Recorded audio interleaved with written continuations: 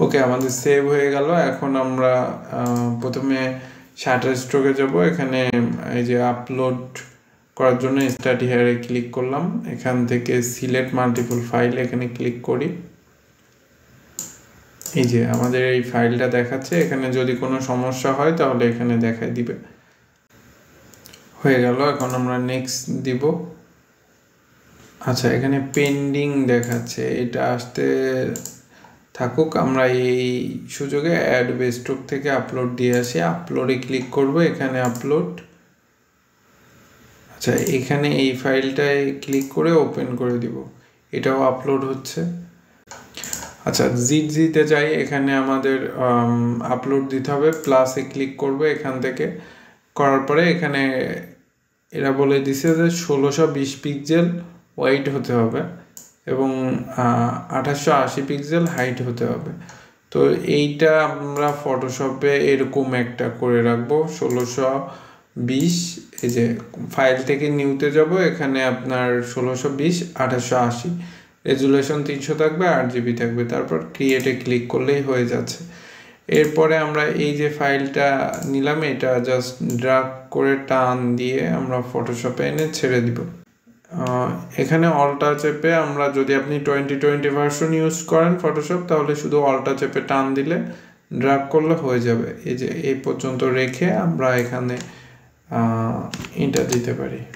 তো এইটা জাস্ট এখান থেকে ফাইল এক্সপোর্ট অ্যাজ, এখান থেকে আমরা সেভ করে ফেলবো।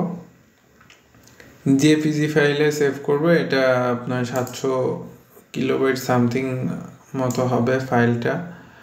আর এই যে অ্যাপেল ফ্রুটস প্যাটার্ন, আমি ওয়ালপেপার লিখে দিই, তারপর সেভ। ওকে, তাহলে আমার এই ওয়ালপেপারটা কিন্তু হয়ে গেল। আমি ফটোশপটা কেটে দিচ্ছি। এখন আমাদের এখানে এই যে প্লাসে ক্লিক করলাম, করার পরে এই উইন্ডোটা আসলো। আসার পরে এখানে ড্র্যাগ অ্যান্ড ড্রপ বা এখানে জাস্ট ক্লিক করলে আমাদের ফাইলে নিয়ে যাবে। এই যে আমার ফাইলটা এখানে ক্লিক করে ওপেন করে দিলাম। এখানে কিন্তু কনফার্ম করতে হবে, দুইটা কনফার্ম করে আপলোড দিতে হবে। এই যে আপলোড হচ্ছে। তাহলে আমি এখানে একটু রিলোড দিই। এটা আমাদের আপলোড হয়ে গেছে। এখন এখানে আমাদের কিছু টাইটেল, ডেসক্রিপশন, কিওয়ার্ড দিতে হবে। এটা খুবই ইম্পর্ট্যান্ট। ক্যাটাগরি আপনি কি দিবেন? ফুড দিতে পারেন, আবার গ্রাফিক্স রিসোর্স দিতে পারেন। আমি গ্রাফিক্স রিসোর্সই এটা রেখে দিলাম।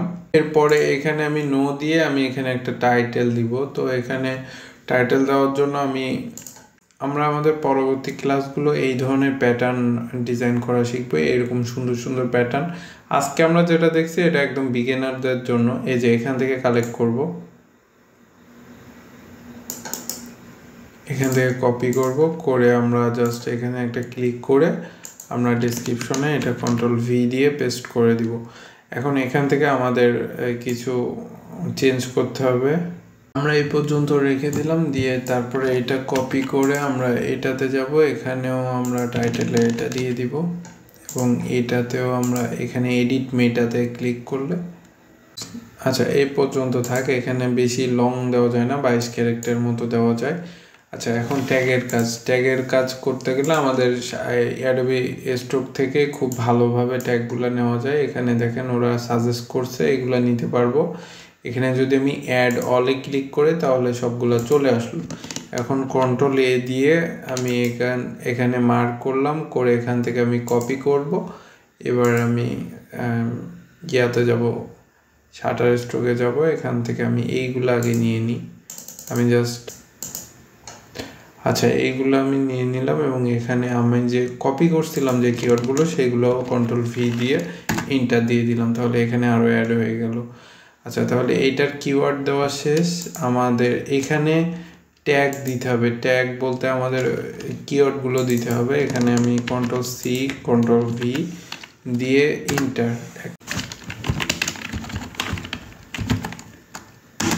প্যাটার্ন দিলাম।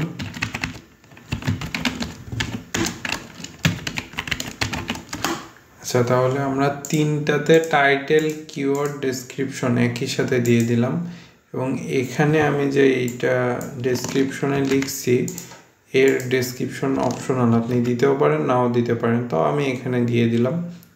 সবগুলোতে আমার দেওয়া শেষ। এখন আমাদের ক্যাটাগরি সিলেক্ট করতে হবে। প্রথমে এর ক্যাটাগরিটা সিলেক্ট করব। ফুড অ্যান্ড ড্রিঙ্ক দিতে পারি, আমি এটা দিব না, আমি অ্যাবস্ট্রাক্ট দিব। আর এখান থেকে দ্বিতীয় অপশনে এসে আমি দ্বিতীয় ক্যাটাগরিতে এসে আমি ফুড অ্যান্ড ড্রিঙ্ক দিলাম। পরেরটায় আমি একই কাজ করব, আমার এখানে ক্যাটাগরির অপশন নাই। এই যে ক্যাটাগরি বলতে আপনার এই যে গ্রাফিক্স রিসোর্স, এইটা দিয়ে দিছি, দিয়ে তারপরে আমি এখান থেকে সেভ দিয়ে দিলাম। আর এটাও একই, এইগুলো হয়ে গেছে, আর কিছু করা লাগবে না, আপনি জাস্ট সাবমিট দিয়ে দিবেন। এই